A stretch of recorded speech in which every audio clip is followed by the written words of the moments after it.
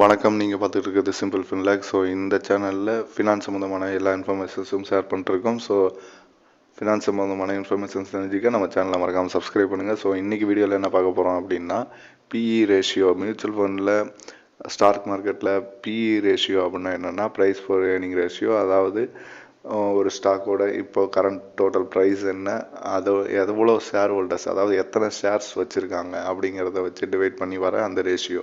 So இது எதுக்கு முக்கியம் அப்படின்னு பார்த்தீங்கன்னா, பிஇ ரேஷியோ வந்து எந்த அளவுக்கு கம்மியாக இருக்கோ அந்த அளவுக்கு நல்லது. ஏன்னா அது அதோட பெஞ்ச் மார்க்கை விட கம்மியாக இருக்குது. ஸோ இன்னும் ப்ரைஸ் அதிகமாகிறதுக்கு வாய்ப்பு இருக்குது அப்படிங்கிறது ஒரு கணிப்பு.